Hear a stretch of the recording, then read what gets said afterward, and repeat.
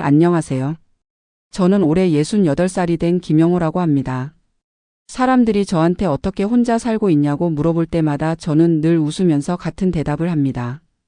적게 벌어도 더 적게 쓰면 돼요. 물론 말처럼 쉬운 건 아닙니다.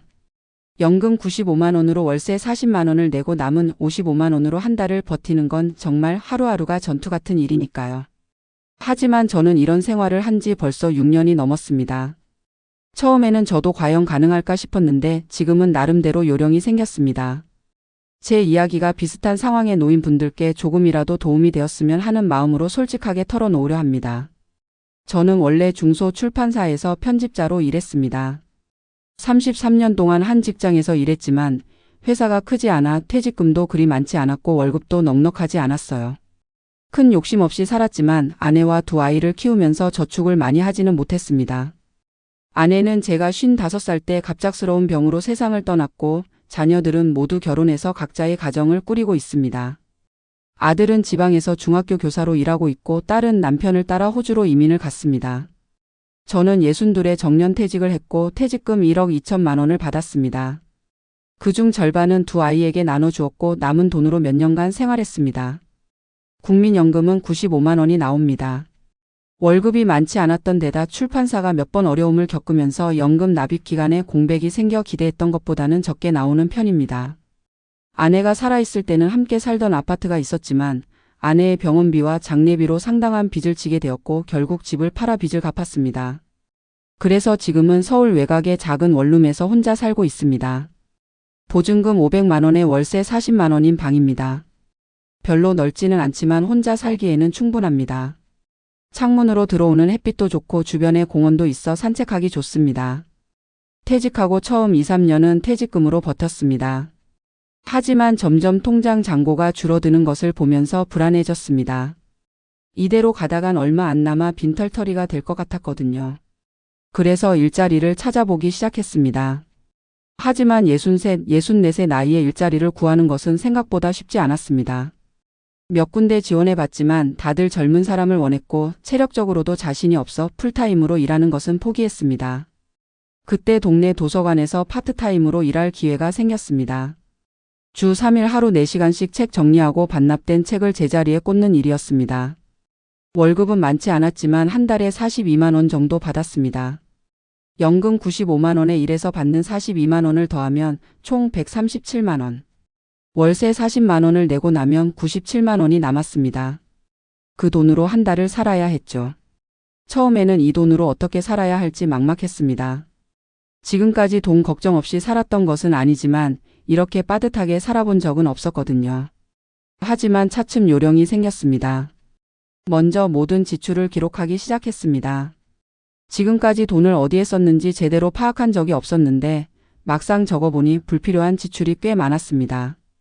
특히 식비가 많이 나갔어요. 혼자 살다 보니 밥을 해먹기보다는 사 먹는 경우가 많았거든요. 그래서 첫 번째로 바꾼 것은 식습관이었습니다. 아침은 집에서 간단하게 먹고 점심도 가능하면 집에서 먹었습니다. 도서관에서 일하는 날은 김밥이나 샌드위치를 싸갔고요. 저녁도 대부분 집에서 해결했습니다. 한 번에 많이 해서 냉동실에 보관했다가 먹는 방식으로요. 덕분에 식비가 월 40만 원에서 20만 원으로 줄었습니다. 두 번째로 바꾼 것은 교통비였습니다. 예전에는 버스나 지하철을 타고 이동할 일이 많았는데 가능한 한 걸어 다니기 시작했습니다. 집에서 도서관까지는 걸어서 30분 정도 거리였습니다. 날씨가 아주 안 좋은 날을 제외하고는 대부분 걸어서 출퇴근했습니다.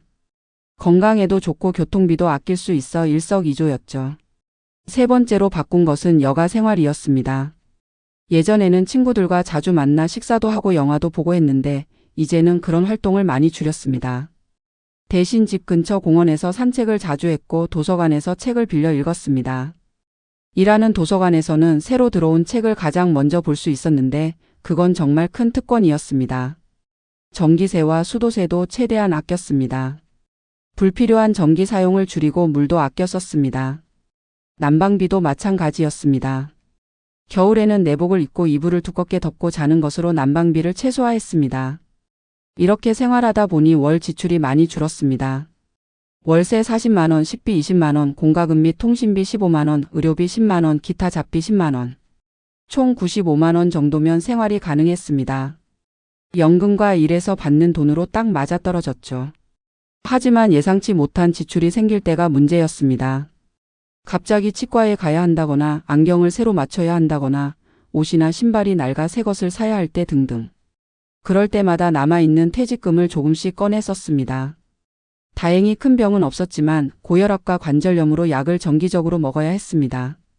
의료급여 혜택을 받지는 못했기 때문에 병원비와 약값으로 월 10만원 정도가 들었습니다. 이렇게 4년 정도 지났을 때 도서관 일을 그만두게 되었습니다. 도서관 예산이 줄어들어 파트타임 인력을 줄인다는 이유였습니다. 다시 일자리를 찾아보았지만 이제 67이 된 나이에 일자리를 구하는 것은 더욱 어려웠습니다. 몇 군데 면접을 보러 갔지만 다들 제 나이를 보고 고개를 저었습니다. 죄송합니다. 좀 더 젊은 분을 찾고 있어서요. 결국 노인 일자리 사업에 지원했습니다. 복지관을 통해 공익형 일자리를 얻었는데 월 20시간 일하고 27만 원을 받는 조건이었습니다. 도서관에서 받던 42만 원보다 15만 원이나 적었지만 그나마 다행이었습니다.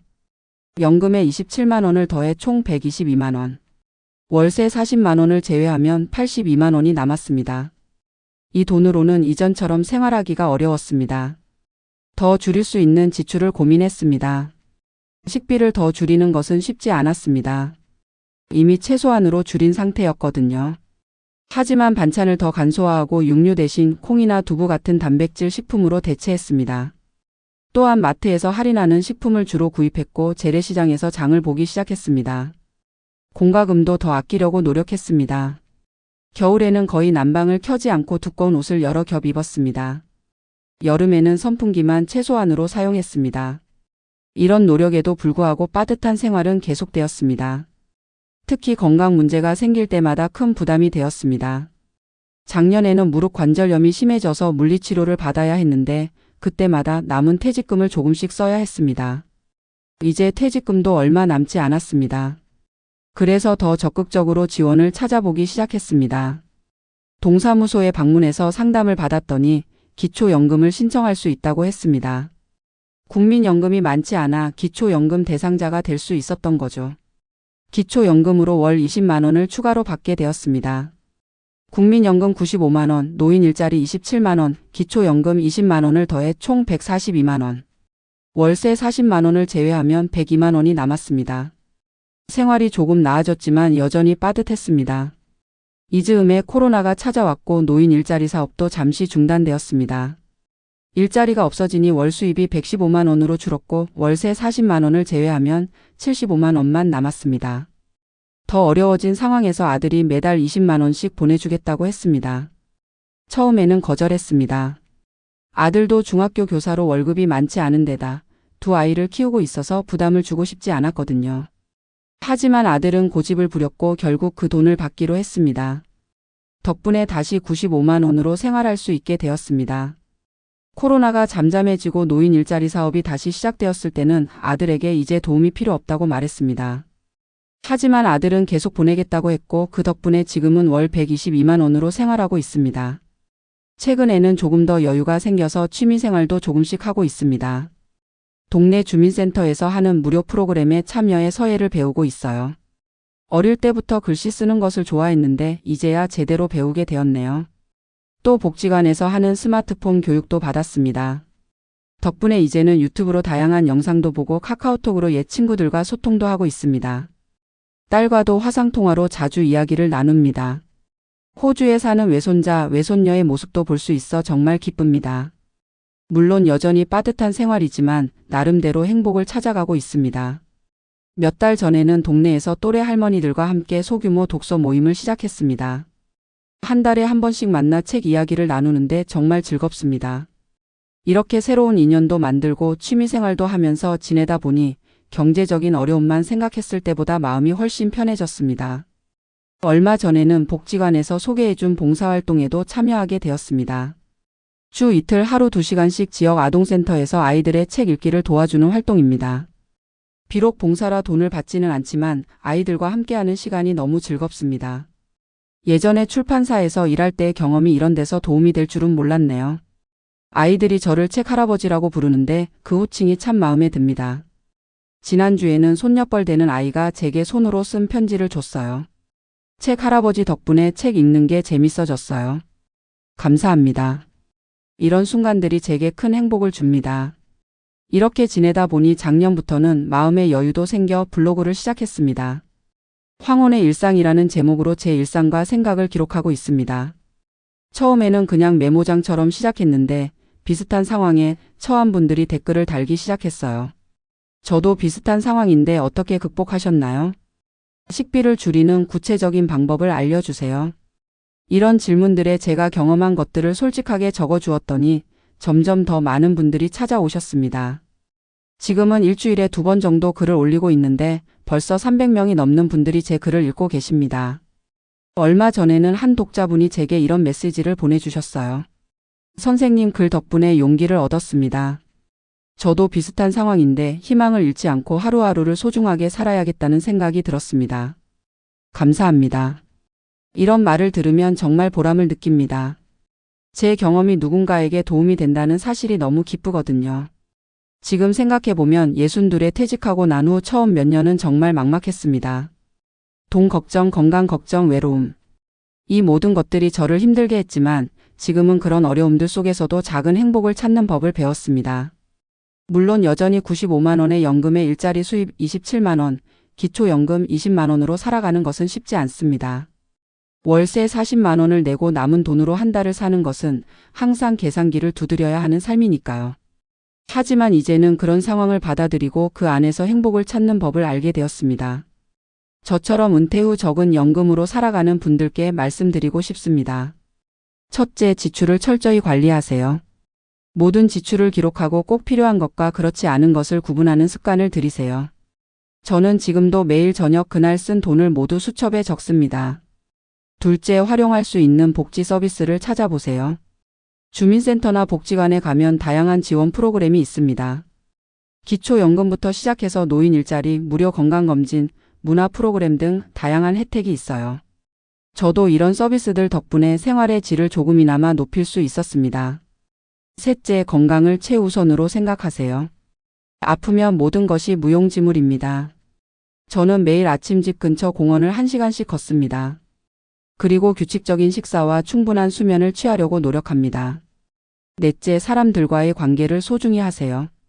혼자 살다 보면 쉽게 외로워질 수 있습니다. 저는 독서 모임, 서예 교실, 봉사활동 등을 통해 새로운 인연을 만들고 있습니다. 이런 관계들이 제게 큰 위안이 됩니다. 다섯째, 새로운 취미나 활동을 찾아보세요. 저처럼 글을 쓰거나 그림을 그리거나 악기를 배우는 등 뭐든 좋습니다. 새로운 것을 배우는 과정에서 삶의 활력을 찾을 수 있습니다. 마지막으로 긍정적인 마음가짐을 유지하세요. 저는 매일 아침 거울을 보며 오늘도 좋은 하루가 될 거야 라고 말합니다. 비록 경제적으로는 풍족하지 않지만 마음만은 풍요롭게 살려고 노력합니다. 지금 돌이켜보면 은퇴 후의 삶이 생각했던 것과는 많이 달랐지만 그 안에서도 나름의 의미와 행복을 찾았다고 생각합니다. 처음에는 돈이 부족해 불안하고 초조했지만 시간이 지나면서 돈보다 더 중요한 것들이 있다는 것을 깨달았습니다. 건강, 인간관계, 취미, 봉사 이런 것들이 제 삶을 풍요롭게 만들었습니다. 물론 여전히 매달 돈 걱정을 하고 있지만 그것이 제 삶의 전부는 아닙니다. 저는 이제 무엇보다 오늘 하루를 충실하게 살아가는 것에 집중합니다. 내일 일은 내일 생각하면 된다고 스스로를 다독입니다. 만약 당신도 저처럼 적은 연금으로 살아가고 계신다면 힘내시라고 말씀드리고 싶습니다. 비록 경제적으로는 어렵지만 그 안에서도 작은 행복을 찾을 수 있습니다. 그리고 무엇보다 당신은 혼자가 아닙니다. 저처럼 비슷한 상황에서 하루하루를 살아가는 사람들이 많이 있습니다. 우리 모두 함께 이 어려운 시간을 이겨나갔으면 좋겠습니다. 감사합니다.